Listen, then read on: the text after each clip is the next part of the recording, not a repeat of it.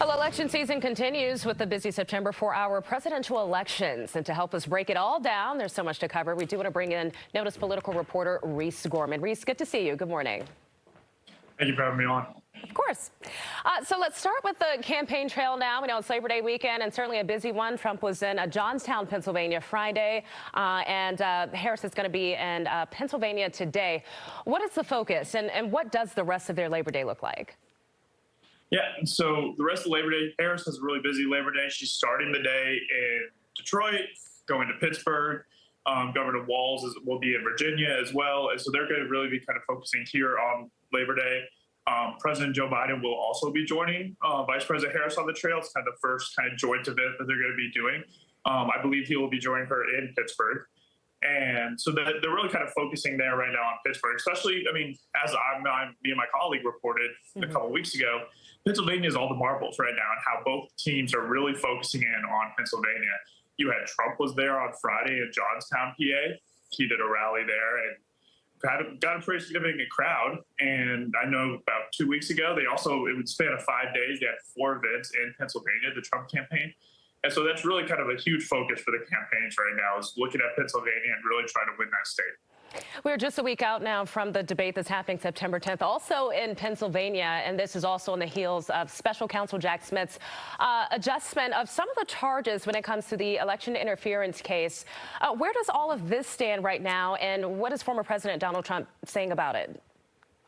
Yeah, and so obviously Donald Trump is kind of railing against this new superseding indictment that he has. The indictment is still the same charges that he was kind of indicted for in the previous D.C. case, but it's kind of different. Jack Smith kind of changes this around after the immunity ruling to kind of make this a campaign crime for Donald Trump. Not necessarily he did this in his official capacity so that he could charge it, because you remember the Supreme Court ruled that president and official acts, they have immunity from that. So that's kind of one thing that Jack Smith did in re-indicting Donald Trump. And then the debate is coming up on September 10th in Philadelphia.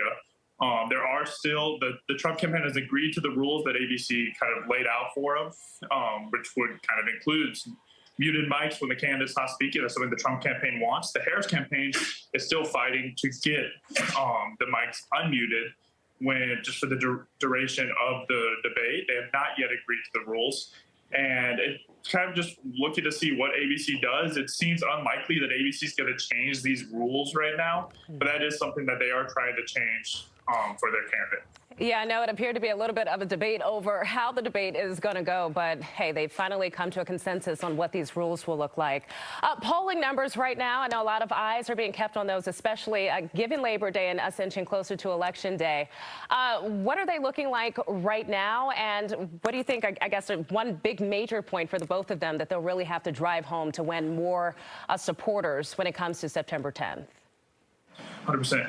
So the numbers have completely switched from when it was Biden versus Trump. Now it's Harris versus Trump. You have Harris up in a couple swing states, but it's all within the margin of error. A lot of these races are within the margin of error, meaning that's a super close race. That's a virtual tie, and it's going to be kind of really down to the wire. What it was looking like whenever it was Joe Biden as president after that first debate was that Trump is going to run away with it, and that is no longer the case. Harris is running significantly better than what Joe Biden did. She is virtually tied with Trump in a lot of these swing states. And I think a lot of both candidates are just going to have to get their message out to the American people. And it's going to be a lot tougher fight than what it was going to be just a couple months ago. For sure. Well, definitely all eyes will be on Pennsylvania come Tuesday. Rese, thank you so much for popping in to bring us all up to speed and to break down all of what's going on the campaign trail for us. We appreciate you. Thanks for having me on. No problem. Have a good one.